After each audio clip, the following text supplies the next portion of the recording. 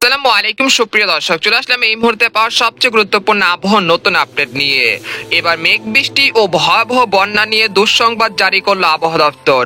আগামী 24 থেকে 48 ঘন্টার মধ্যে রংপুর, ময়মনসিংহ, সিলেট, ঢাকা, খুলনা, বরিশাল, চট্টগ্রাম বিভাগ এবং দক্ষিণবঙ্গের বেশ কয়েকটি জেলায়, সেই সাথে ভারতের ত্রিপুরা রাজ্যের একাধিক জেলায় ভারী থেকে অতি ভারী বৃষ্টিপাতের সতর্কতা রয়েছে। সেই সাথে কয়েকটি জেলাতে বন্যা পরিস্থিতি সৃষ্টির আশঙ্কা জানাচ্ছেন বাংলাদেশ এবং ভারতীয় আবহাওয়া দপ্তর।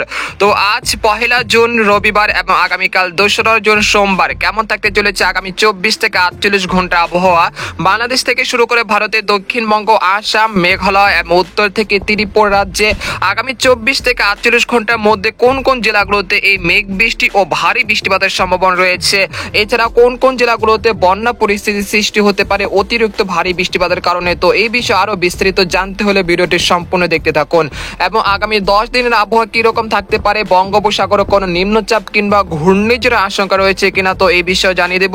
আর আপনি কোন জেলা থেকে আমাদের আবহাওয়ার খবরটি দেখছেন, আপনার জেলার নামটি আমাদের কমেন্ট বক্সে জানিয়ে দিবেন। আর সবার আগে সবার প্রথম সঠিক খবর জানতে আমাদের চ্যানেলটিকে সাবস্ক্রাইব করে রাখুন। এবার জেনে নেওয়া যাক এক নজরে। বন্ধুরা, এই পর্যায়ে আমরা সরাসরি উপগ্রহ চিত্রে চলে আসলাম। তো এখান থেকে আপনারা দেখতে পাচ্ছেন যে বর্তমানে দেশ জুড়ে মৌসুমী বায়ুর সক্রিয়তার কারণে দেশের বিভিন্ন অঞ্চলে বৃষ্টি ও ভারী বৃষ্টিপাত অব্যাহত রয়েছে। একই সঙ্গে বাদ যায়নি রংপুর, ময়মনসিংহ, সিলেট, চট্টগ্রাম বিভাগের একাধিক জেলা। গতকাল রাত থেকে এই অঞ্চলে বেশ কয়েকটি জেলাতে ভারী থেকে অতি ভারী বৃষ্টিপাত শুরু হয়েছে। কোথাও কোথাও বন্যার আশঙ্কা বা বন্যার সতর্কতা জারি করেছে বাংলাদেশের আবহাওয়া দপ্তর। তো আপনারা দেখতে পাচ্ছেন যে আগামী 24 ঘন্টার মধ্যে জগন্নাথপুর, সাতক, জয়ন্তাপুর, সিলেট, বালাগঞ্জ, ইটনা, হাবিবগঞ্জ, মৌলভীবাজার, কোলাউড়া, কামালগঞ্জ, নাসিরনগর, ব্রাহ্মণবাড়িয়া এই অঞ্চলে বেশ কয়েকটি জেলাতে প্রায় 100 থেকে 200 মিলিমিটার পর্যন্ত অতি ভারী বৃষ্টিপাত হতে পারে। তাই সিলেট বিভাগের বেশ কয়েকটি অঞ্চলের মহাসড়কগুলো ডুবে যেতে পারে বন্যার পানিতে। তাই অবশ্যই সতর্কতার সাথে থাকুন এই অঞ্চলের মানুষ।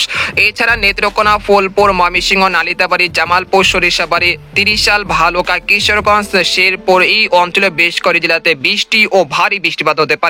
তবে ভয়ের বিষয় হলো ভারতের আসাম, মেঘালয় এই অঞ্চলগুলোতে অতিরিক্ত ভারী বৃষ্টিপাত হতে পারে প্রায় 200 থেকে 300 মিলিমিটার পর্যন্ত, যার ফলে শেরপুর, নেত্রকোনা এই অঞ্চলগুলোতে পাহাড়ি ঢলের কারণে নিম্ন অঞ্চল প্লাবিত হতে পারে। তাই অবশ্যই বন্যার জন্য পূর্ব প্রস্তুতি নিয়ে রাখুন এই অঞ্চলের মানুষগুলো। তাছাড়া বাংলাদেশের যে গাইবন্ধা, তারপর রংপুর, কুড়িগ্রাম এই অঞ্চলের যে তিস্তা তীরবর্তী অঞ্চলগুলো রয়েছে সেখানেও পানি বৃদ্ধি পাওয়ার আশঙ্কা রয়েছে। তাই অবশ্যই এই অঞ্চলগুলো মানুষরাও সতর্ক থাকুন। এছাড়া অতিরিক্ত বৃষ্টিপাতের কারণে চট্টগ্রাম বিভাগের খাগড়াছড়ি, মানিকছড়ি, দীঘিনালা, রাঙ্গামাটি এই অঞ্চলগুলোতে পাহাড় ধস ও ভূমিধসের মতো ঘটনা ঘটতে পারে। এছাড়া বন্যা পরিস্থিতির সৃষ্টি হতে পারে এই অঞ্চলগুলোতে। তো এছাড়া দেখতে পাচ্ছি যে এই মুহূর্তে দেখা যাচ্ছে যে মাঠবাড়িয়া, খেপুপাড়া, লালমোহন, তারপর রয়েছে বুরহুদ্দিন, চরফেশন, হাতিয়া, সন্দ্বীপ, নোয়াখালী, ফেনী, রায়পুর, লাকসাম, কুমিল্লা, হাজীগঞ্জ এই অঞ্চলে বেশ কয়েকটি জেলাতে এই মুহূর্তে বৃষ্টি ও বজ্রসহ বৃষ্টিপাত চলছে। পরবর্তীতে আজ দুপুর থেকে রাতের মধ্যে রাজধানী ঢাকা, নাগপুর, ফরিদপুর, মাদারীপুর, কাপাসিয়া, কিশোরগঞ্জ, কটিয়াদি, বাণীস্থলী, ধামরাই, ভালুকা, কালীহাটি, টাঙ্গাইল, শিবালয়, বালিয়াকান্দি, পাংশা, মুকসাদপুর, মুন্সিগঞ্জ, নারায়ণগঞ্জ এই অঞ্চলে বেশ কয়েকটি জেলাতে আজ দুপুর থেকে রাতের মধ্যে বৃষ্টি ও ভারী বৃষ্টিপাতের সতর্কতা রয়েছে। তাই অবশ্যই রাজধানী ঢাকাতেও আজ বৃষ্টিপাতের সম্ভাবনা লক্ষ্য করা যাচ্ছে। এছাড়া দেখা যাচ্ছে কুমিল্লা, নোয়াখালী, ফরিদগঞ্জ, চাঁদপুর, মতিরহাট এই অঞ্চলগুলোতে বৃষ্টি ও ভারী বৃষ্টিপাতের সম্ভাবনা রয়েছে আজ বিকেল বা রাতের মধ্যে। এছাড়া দেখা যাচ্ছে এই মুহূর্তে রাজশাহী বিভাগের সব কয়টি জেলার আকাশই বেশ পরিষ্কার রয়েছে। তবে বগুড়া, মহাদেবপুর এবং কুষ্টিয়া দুই এক স্থানের আকাশ কিছুটা আংশিক মেঘলা থেকে মেঘলা রয়েছে।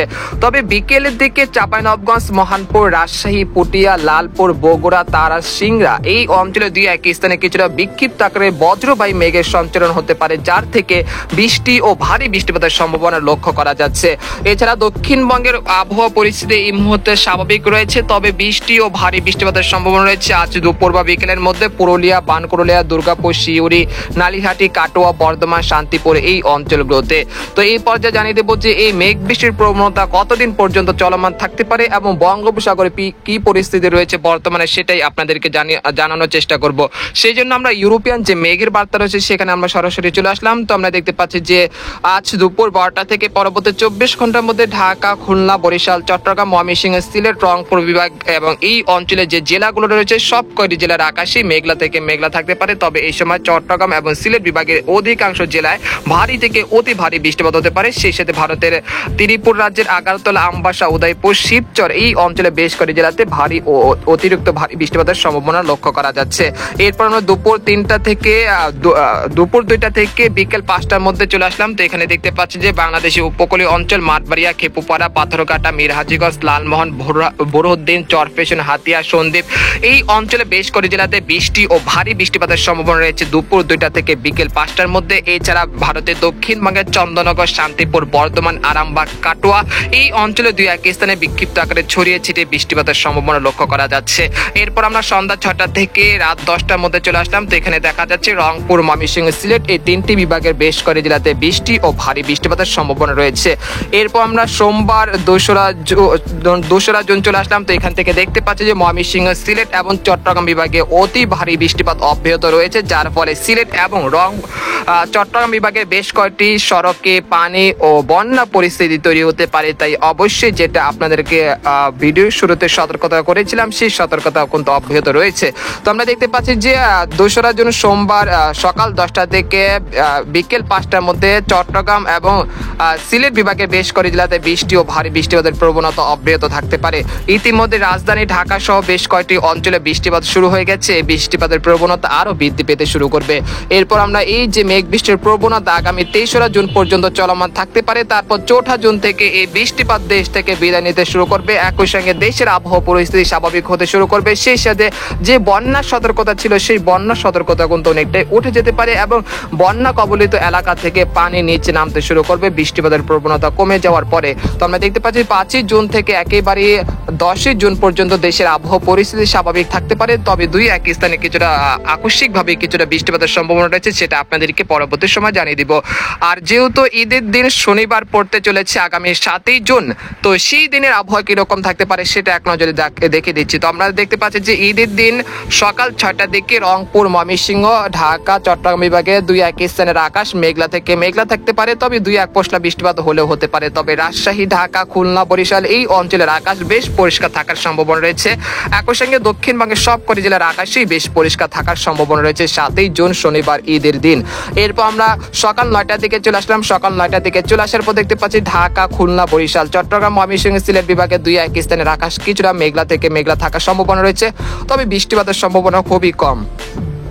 এরপর আমরা দুপুর 12টা থেকে বিকেল 4টার দিকে চলে আসলাম। এই সময়ের মধ্যে দেখতে পাচ্ছি দেশের আবহাওয়া পরিস্থিতি একেবারেই স্বাভাবিক রয়েছে, কোথাও সেরকম ভারী বৃষ্টিপাতের সম্ভাবনা দেখা যাচ্ছে না, অর্থাৎ আবহাওয়া পরিস্থিতি স্বাভাবিক রয়েছে ইনশাল্লাহ। এরপর আমরা রাত 8টা থেকে রাত 12টার মধ্যে চলে আসলাম। তো এখান থেকে দেখা যাচ্ছে যে ঈদের 2-3 দিন দেশের কোথাও সেরকম ভারী বৃষ্টিপাতের সম্ভাবনা দেখা যাচ্ছে না, অর্থাৎ এবার ঈদের দিন কিছুটা স্বস্তি মিলতে পারে যেহেতু আবহাওয়া স্বাভাবিক থাকতে পারে। তো এছাড়া আগামী 10 দিনে বঙ্গোপসাগরে কোনো নিম্নচাপ এবং ঘূর্ণিঝড়ের আশঙ্কা করা যাচ্ছে না। তাই যারা নিম্নচাপ নিয়ে ভয়াবহ দুঃসংবাদ দিচ্ছে তাদের জন্য আপনারা গুজব ছাড়া আর কিছু বলবেন না। তারা আমাদের যে ভিডিওগুলো নিয়ে তারা কিন্তু এরকম অতিরঞ্জিত খবর ছড়াচ্ছে, তাদের থেকে আপনারা দূরে থাকুন। তো আজকের খবর এখানে শেষ করলাম। সবাই ভালো থাকুন, সুস্থ থাকুন, আল্লাহ হাফেজ।